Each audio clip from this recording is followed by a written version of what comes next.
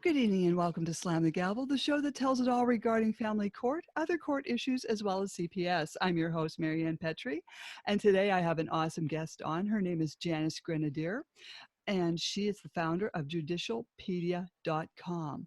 She will be talking about how to be your own press and free the grand jury and what all that entails. So I welcome you, Janice, to the show. And how did you get involved in this? Well, I am unfortunately no different than you.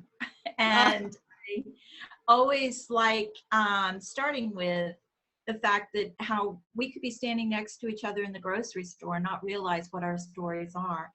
And that when we know someone's going through this type of difficulties with the courts, we need to remember to be kind to each other.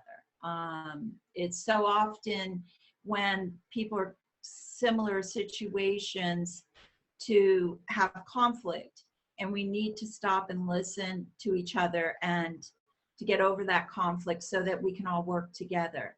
It's important for the American people to come together in order to hold our government responsible to that we get our constitutional rights. Our constitutional seems to be used as toilet paper by our government right now.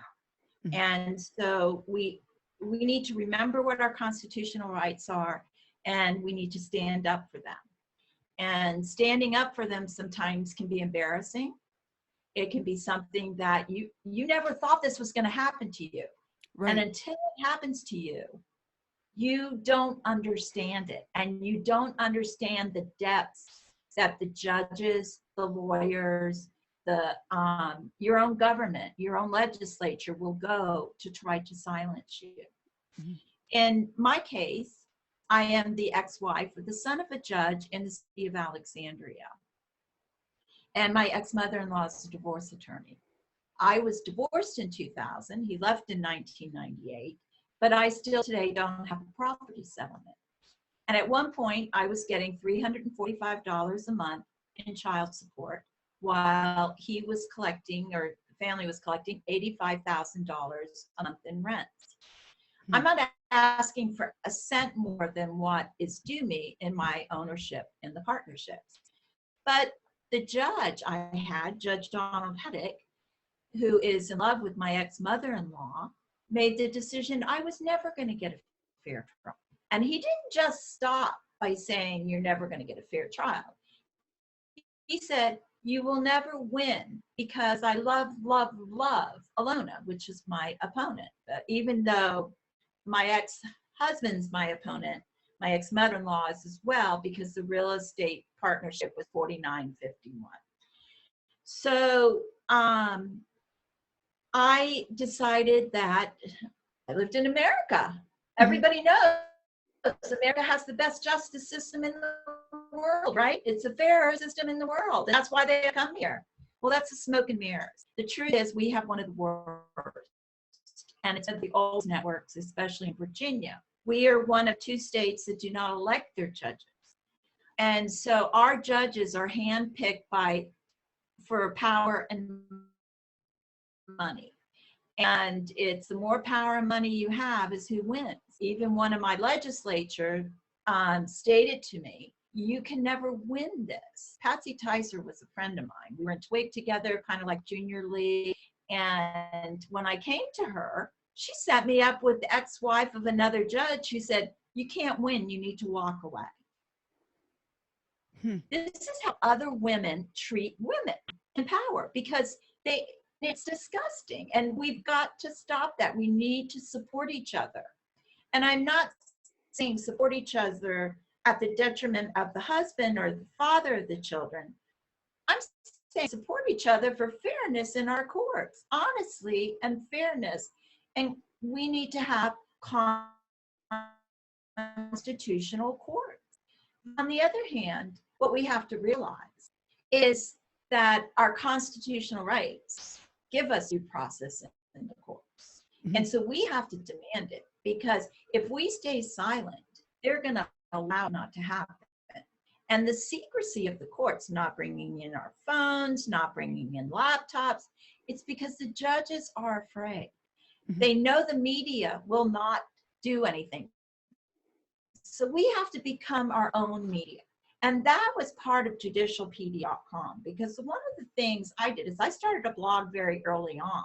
And as much as it probably hurt me because they tried harder and harder to silence me, even jailing me, and I was in solitary confinement for 14 days. I didn't eat. I was sentenced for 30 days for $8,100 in legal fees. And it's illegal to jail somebody on legal fees. I was in solitary confinement for 14 days till 5 o'clock on election day when I got out, where I was told that they found the votes they needed so Senator Mark Warner could get reelected. So it's back in 2014. So we have a long period of time cheating in our elections has even been taking place here. So, but back to we are the press and the secrecy of the courts. This is the stuff they don't want us talking about. And this is the stuff the media doesn't allow us to talk about. And they try to create situations that when we do talk about it, they try to make us look crazy. Or how could that happen? Because this is America, smoke and mirrors of justice and freedom. And it's coming out more and more today. So in being your own press, it's important to have a Google account. It's important to have a YouTube, which is off of your Google account. It's important to have Facebook. Now, I personally got kicked off of Facebook. And one day, everything was gone. So I found more of a home on LinkedIn. But I also, I respect the fact it's a business site. And so, you have to be careful. But part of business is lawyers and judges. And we have 535 people that, 545 people that run our country, basically, in the executive branch, in the judiciary, meaning the Supreme Court, and in the legislature, the Congress, and the Senate. And why is that important? That's important because they're not working together. They're working against us. They're working in self-dealing. You look at those people, you look at Joe Biden, who's never had a job outside of Congress, who means, and being a vice president. So he should not be a multimillionaire. I mean, nobody could, on that salary, with your obligations, but because they're self-dealing, because you always hear how, oh my God, this person invested in here and now look at him. Or you look at Hunter Biden. Hunter Biden's a perfect example of self-dealing. So we need to hold them accountable. And the question becomes, how do we hold public corruption accountable? Because the judges are part of it. They're a party to it. Right. So that's where we come into learning. To hit the history is so important. We have 4 arms of government. We have our executive.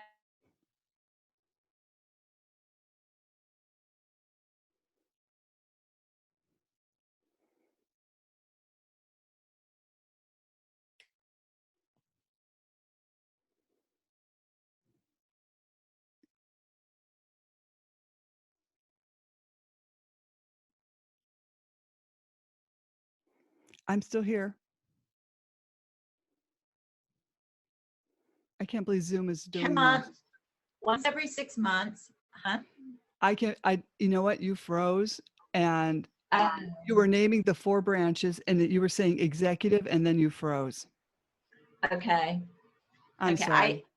I don't think it's you. I think it's someone hacking into my computer, to be honest with you. Oh my God. Because they just took down a section of it. So I had, in the background, some stuff. So I'll go back to the executive branch. Okay. So basically, we have 4 arms of government. We have the executive branch, the legislature, the judiciary, and the 4th one is the grand jury. And the grand jury is the most important one because it gives the people the power over the other 3 branches to ask for public corruption investigations. And that way, we don't go to the police, we don't go to the sheriff, we don't go to the state police, because they are not your friends. And that, I think, is one of the hardest things to have to say.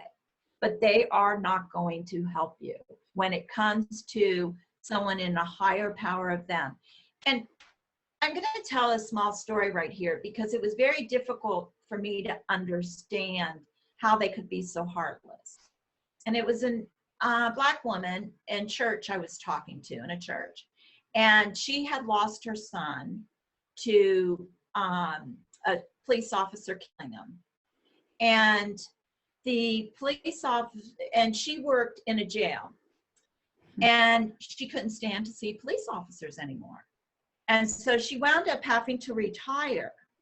And I asked her, I said, when you were in the jail and you were seeing people that were illegally jailed, because on any given day in the United States, we have 10,000 people illegally jailed, no different than me. Nobody does anything about it. What, how did that make you feel? And she goes, that's not our job.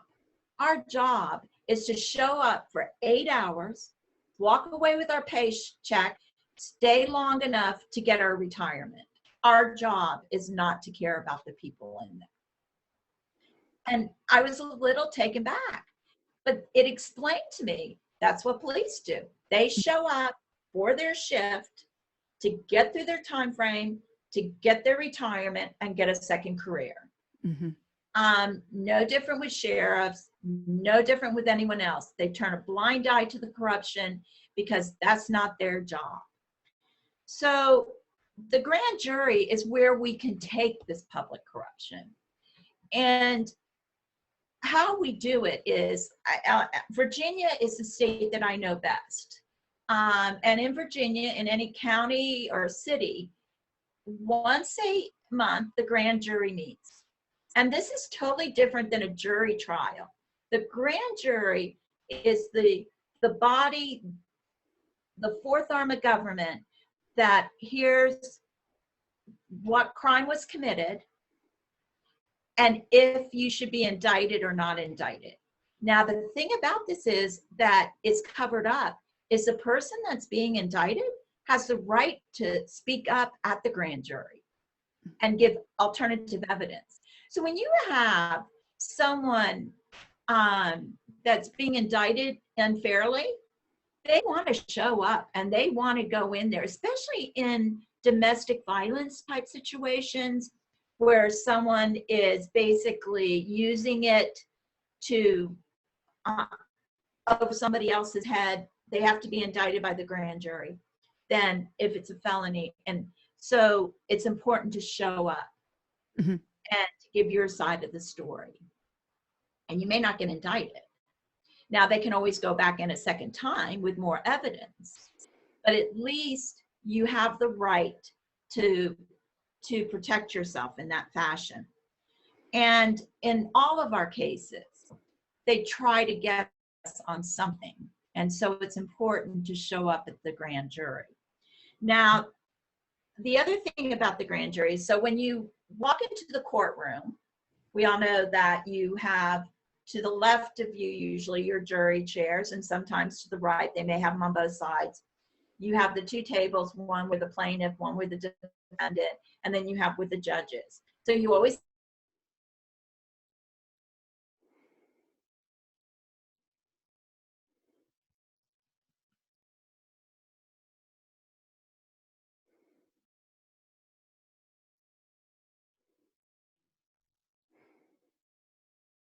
I can't hear police. you. Oh, okay. Okay, Where did say I? that again. Yeah, Which, there was a there was a pause. You were talking about the grand jury and the corruption, and you take it public. okay. So let me think. Okay. So you always have the right to go in front of the grand jury. It's our constitutional right. And the idea, like I said, behind that was the fourth arm of government. So when you walk into the courtroom, and the grand jury is going to be heard first thing in the day. So you need to be there and you need to be at the courthouse early. You need to call ahead to confirm the day, confirm the time, and never go alone. Nobody should ever walk into a courthouse or a courtroom alone. The Commonwealth attorney or a state's attorney or the Department of Justice, all of them believe they own the grand jury. They don't believe you have any rights. And so you have to really have some backbone and stick up for yourself, because you do have rights and you do have the right to go in front of the grand jury, but you have to be prepared and you have to know what you're doing. Mhm. So basically, you have the judge, you have a clerk of court, you have the jurors that'll be there, but keep in mind, these jurors are different than the jurors that you would have in a courtroom. And then you have in the, where the plaintiff and defendant is, you'll have a representative from the Commonwealth attorney who will be the person that calls out the cases, most likely, if the clerk doesn't. And every court does it a little bit different, I'm learning. I've been visiting different courts in their grand juries and the swearing in. And every court does it a little bit different. But in the audience, usually you have the police officers who will be presenting, who are the witnesses, and presenting to the grand jury. And when the judge or the clerk is giving directions, whoever is doing it in that courthouse, you have the right, when they say, does anybody else have something they need to talk to the grand jury about? That's where you stand up and you say, I do. Now, what do you have to do? You have to have your evidence. You need to have your witnesses. You need to have a true bill or a bill for a special grand jury to be appointed. And what's the difference between a grand jury and a special grand jury? A grand jury indicts. So if you're in there and you don't have enough evidence and they're not going to indict your person, then you want to ask for a special grand jury. The reason you want to ask for a special grand jury is because the judge will then appoint either the members of the grand jury that day to the special grand jury, or they'll convene a whole nother grand jury, special grand jury of different people in the community. You now are the prosecutor, and you are responsible for getting subpoenas. You have subpoena power under the grand jury. You have the power to bring subpoena witnesses in order to question in front of the grand jury and to talk in front of the grand jury. And so let's just say, for instance, with my case in 2011, I've been fighting to get in front of a grand jury since then. I showed up and Judge Haddock, who stated, I love your mother-in-law. There's no way Alona's going to have to give you a cent, basically. He was heading the grand jury. And I stood up and I said, I have something I would like to present to the grand jury. And he states, I was going to let you go in front of the grand jury, but because I think you're going to talk about me, I'm not going to. That is how corrupt these judges are. If they think you're going to be talking about them. So let's talk about it. Who do you report a judge to? Who do you report a lawyer to?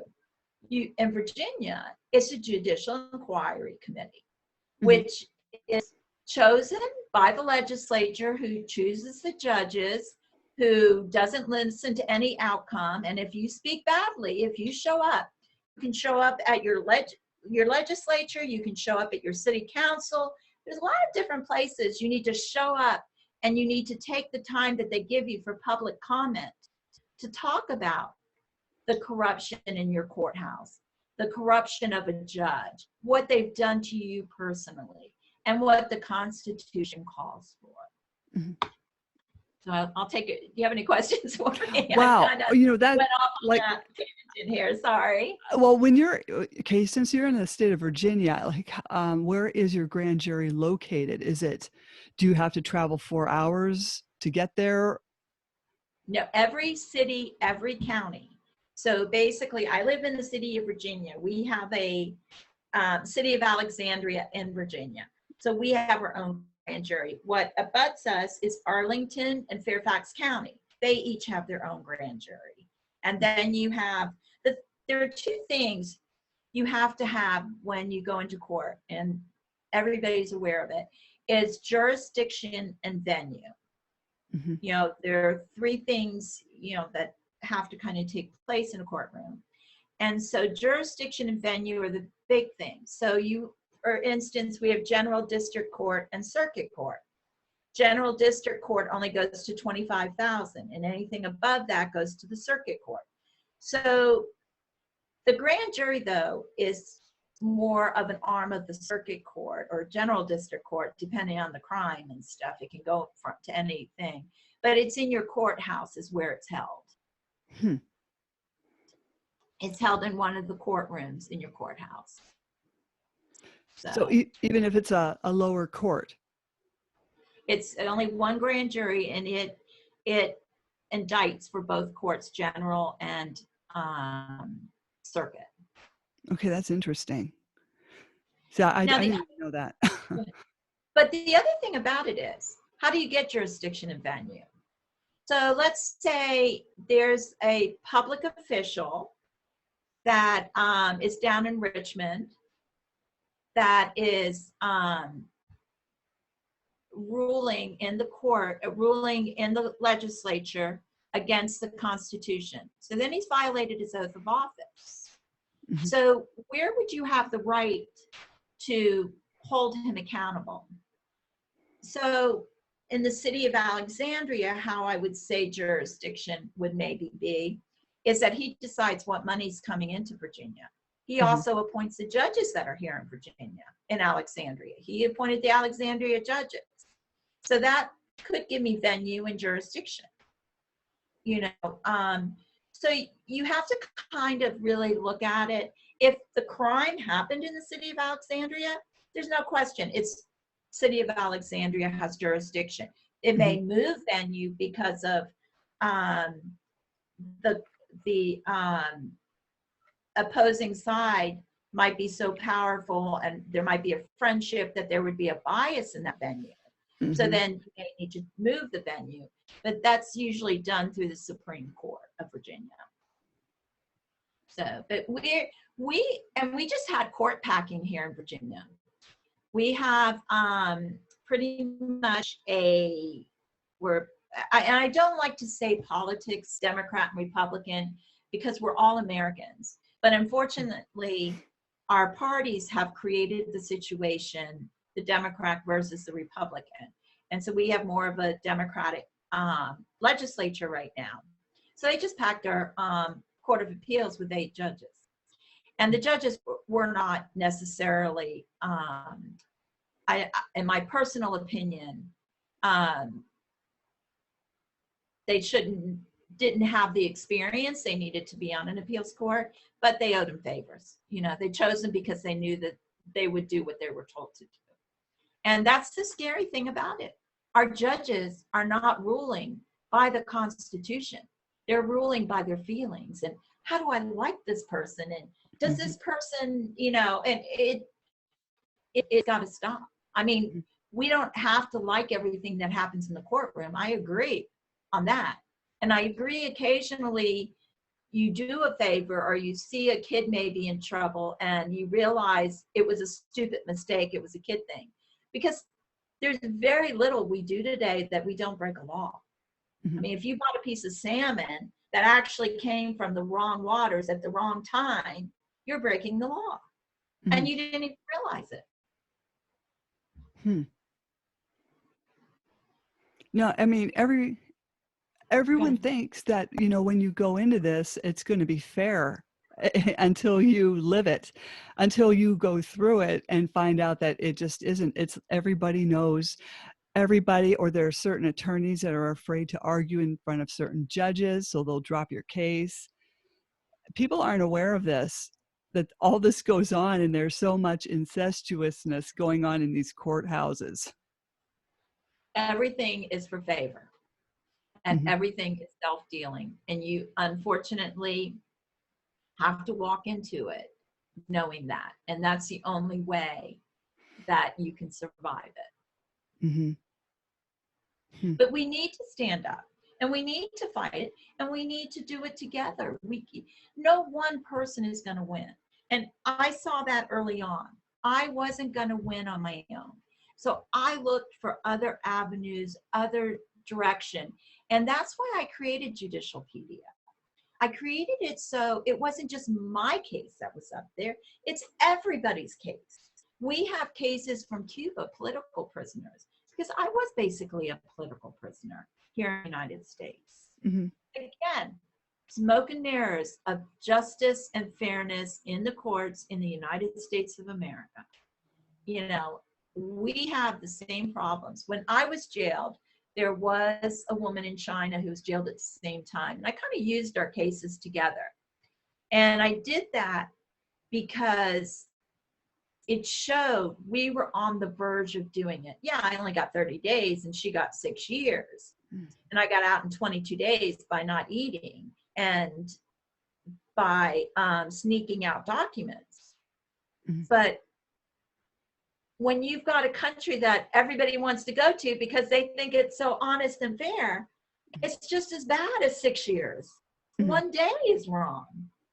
You know, when you have the chief of police brother who's black gets pulled over or gets stopped and it's uncomfortable for 20 minutes and he gets $100,000 for that 20 minutes, but I get nothing for what you've done to me.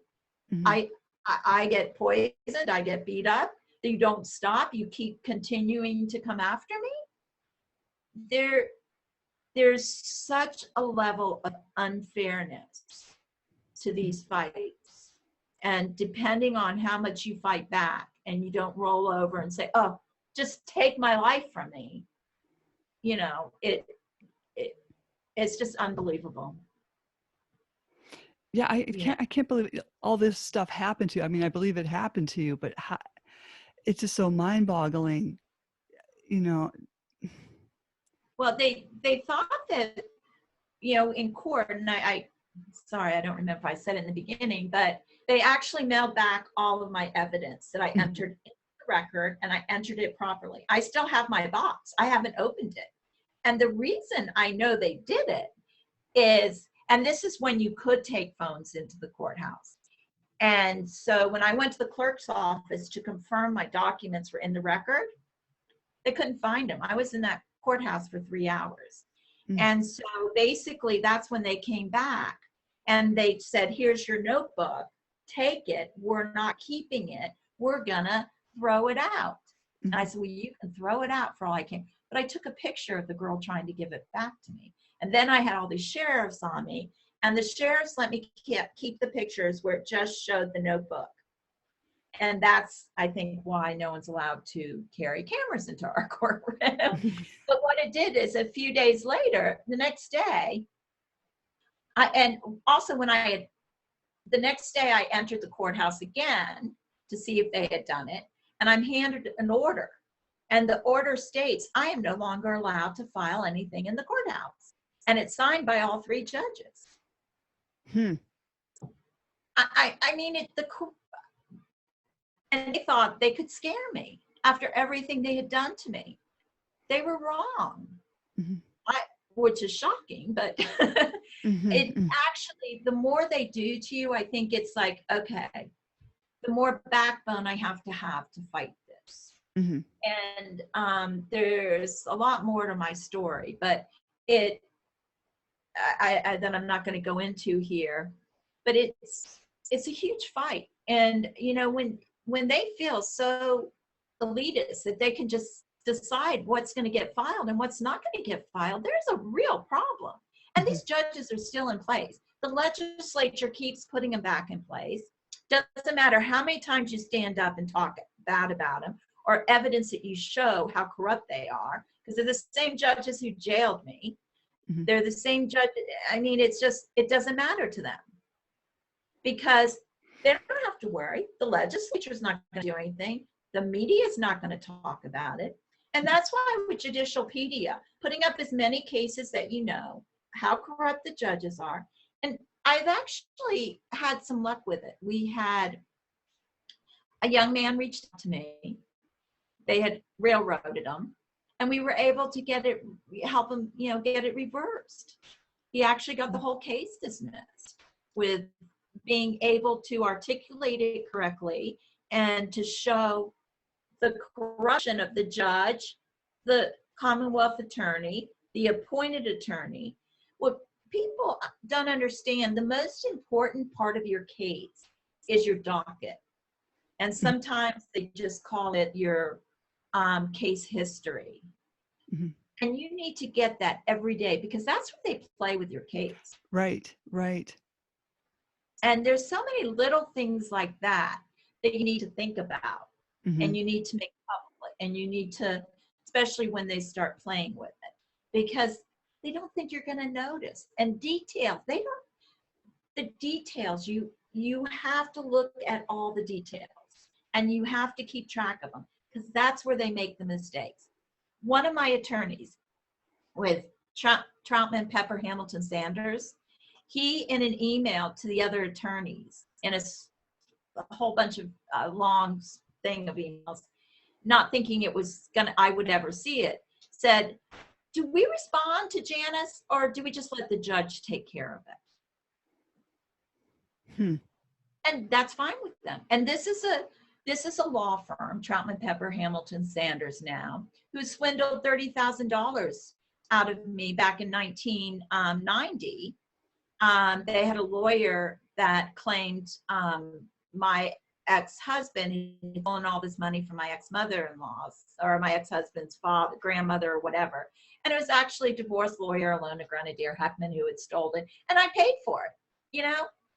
It's these things that you do when you're married that come back to bite you. These kind, generous things that come back to bite you. And I never had much backbone, but boy, do I have it now. Mm-hmm. Well, that's good, because I mean, this site, I think I'm going to add some cases to your site. But and add judges' complaints, add lawyer complaints, government complaints. If there isn't a box for something, add it to another box and just rename it. If it asks for a case number and you don't have a case number, just put NA. Create, it basically, when you sign on to judicialpedia.com, you'll have to go back to your email, and it'll give you a link to get back in. There's going to be a form basically that you fill out. You don't have to fill it all out immediately. You can always put NA. You can always come back and fill in other things. You can always put a date in that you think is approximate and come back and change it and edit it. You can add one picture. You can add links to your Facebook, to your Instagram, to other accounts. You can add links to documents. There's, under the link thing, there's website, there's several different types of links you can add, and then there are links, lined links that you can add to documents. But so you put up as much as you want. You can also put links in the body, of the document. People can copy and paste if they, the hyperlink doesn't work. Okay, so like, you could say you have a complaint on an attorney, you could screenshot that and send it to you? I know the idea is that you put up your own complaints. You know your story. You know your story best. The idea is for people to sign in, and once you sign in, you have your own dashboard. And so it shows all your cases. It also shows you when people look at it.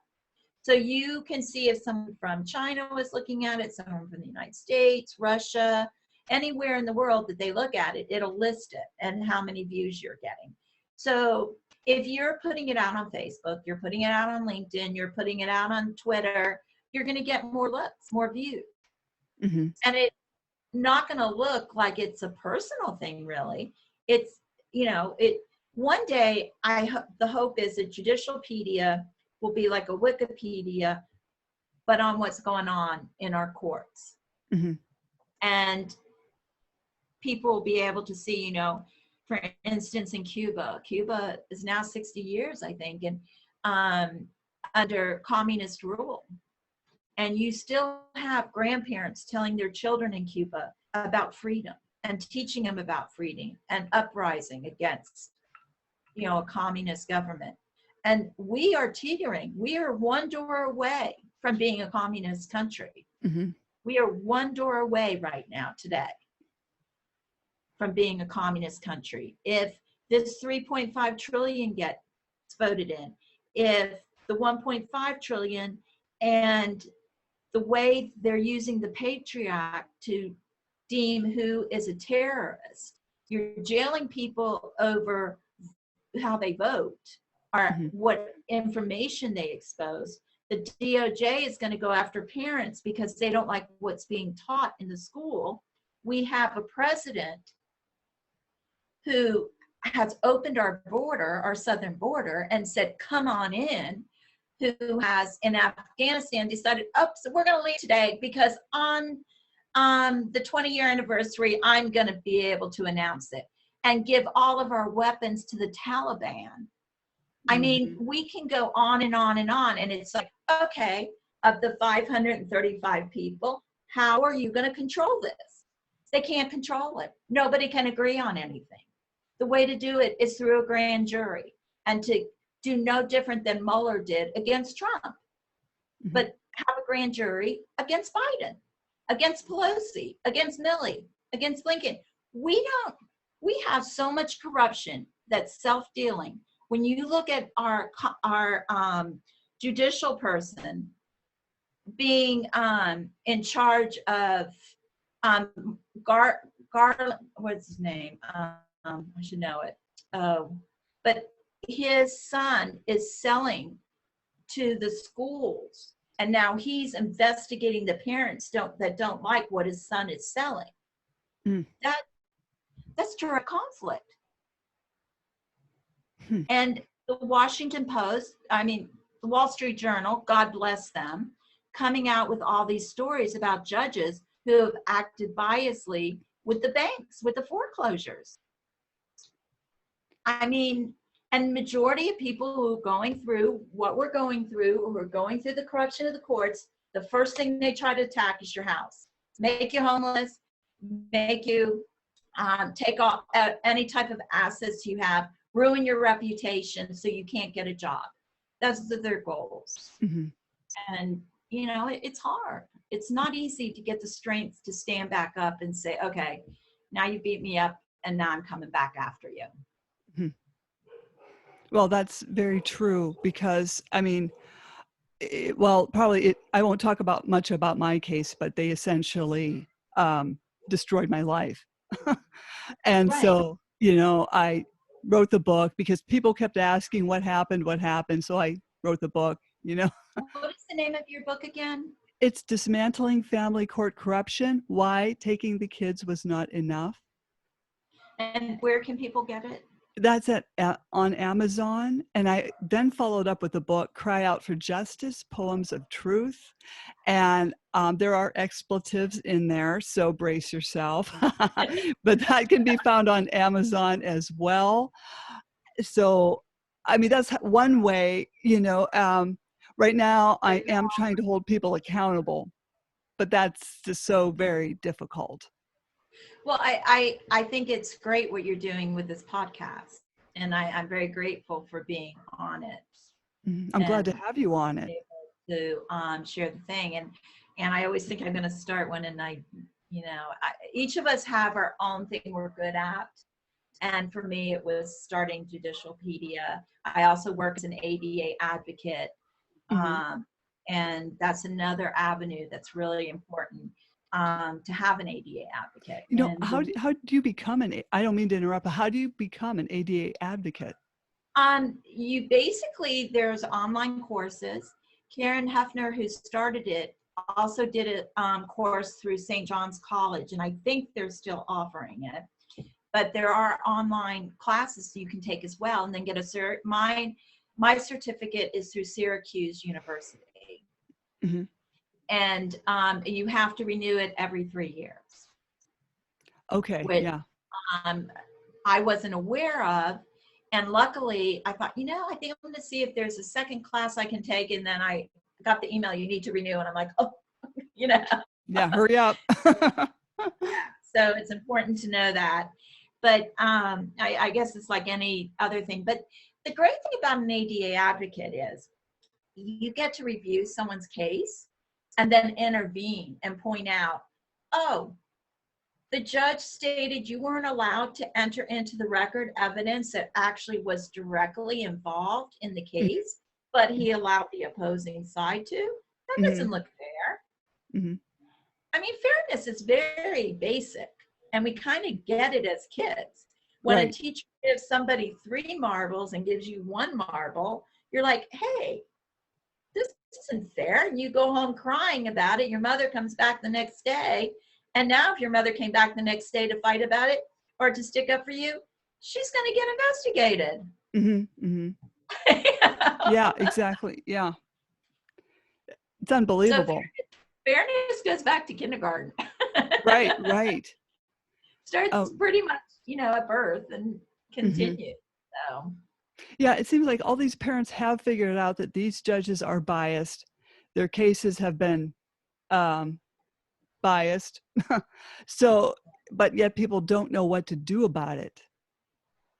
Well, I think if we can get more and more cases up on Judicialpedia, people will be able to see other people's documents. They'll be able to see the comments the judges made. They'll be able to see your comments. They'll be able to see what one party got away with and another didn't. If they're in front of a judge and they walk out of the courtroom and think, oh my God, that judge treated me so unfairly, Google's a judge. Judicialpedia has a case up about him. He says, oh my God, he's doing this to everybody. So it's really important to have more than one or 2 cases on each judge, because this is a pattern in practice. You're not alone. But when you walk out of the courtroom, you couldn't feel more alone. And when you try to tell your friends what happened, they look at you like you're crazy, because they live in the America that's free and honest, the smoke and mirrors of America, not the real America. And that's unfortunately what we have to disclose is the real America, what's actually happening in the courtroom and in the courts. Well, I'm glad you're doing this. How can people reach you if they have any questions? You can go to the website, and you can go through the contacts, and I will get the email of the thing, or you can also judicialpedia@gmail.com. I can be reached at, and phone number is 202-368-7178. But a lot of times, my ringer doesn't work, so feel free to text me.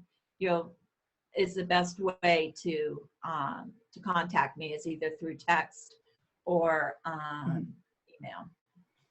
Definitely. Is there anything else you'd like to add? I just want to remind everybody to be kind to each other and to recognize that we're in it together, and to realize the person behind you in the grocery store, you don't know what they're going through that day. And one act of kindness can make a huge difference. So remember to have the time, or make the time if you can. I understand sometimes it becomes annoying. I understand sometimes, but we never know when that one phone call is going to stop someone from making a huge mistake, or maybe even in this type of stuff, taking their own lives. We have a real problem in the United States with suicide, and we don't want to see. There's one person, Chris Mackney, from here in Virginia, and there's a book that Michael Volpe did on him, and he got to the point where he couldn't take it anymore and took his own life. And what we have to do is remember, any one of us could be having that thought, and to take the time to be sure and answer the phone, or at least if you text them back and say, I'm busy right now, you're in my prayers, and give them something, because we don't know. Yeah, we never also know when Jesus is testing us. We don't know when we give a homeless person $1 or $10 if um, that's actually Jesus. You Mhm. know, we don't know what he Right. looks like. We don't know when he's coming back. So always remember that little act of kindness. You may not know who you're doing it for. Right. Angels in So disguise. Hmm. angels in disguise, definitely. And we all do have guardian angels watching over us. Hmm. Otherwise, we wouldn't have made it at least I know I wouldn't have been here today Hmm. if it wasn't for my faith in God and for my belief that this is his path for me. Hmm. And as much as I'm not really happy with him about it, I believe it's now going in the right direction. Well, I'm glad to hear that. With judicialpedia.com. Not in the courts yet, but we'll see. I do have a grand jury coming up that I hope to be in front of soon in this month, and I would love to come back and talk about it. Oh, definitely. Yes, I would like an update on that. Yeah, because it's going to be, it opens the door for all of us. It Hmm. opens the door for public corruption. And all of a sudden now there's going to be, I think, a conversation on the grand jury, the fourth arm of government, and how it's our constitutional right to report public corruption and expect it to be investigated. And if they're not going to investigate it, then we get to. The FBI has made it clear they're a worthless group. Department of Justice, worthless. So our Congress and our legislature, worthless. So Hmm. we have to create a situation where we have a right to have them investigated for self-dealing. So. Excellent. Yeah, I would love to have you on for an update. So you'll have to let me know when you're ready. Okay, sounds great. Well, Sounds great. thank you so much for coming on the show. Thank you. Thanks for having me. Okay. Slam the Gavel is a podcast to help the public understand what really goes on in these family courtrooms. I'm your host, Marianne Petrie, author of Dismantling Family Court Corruption, Why Taking the Kids Was Not Enough, and Cry Out for Justice, Poems of Truth. Please join us again with Janice because she will be back and other exciting guests. So thank you. Thank you again, Janice. Thank you.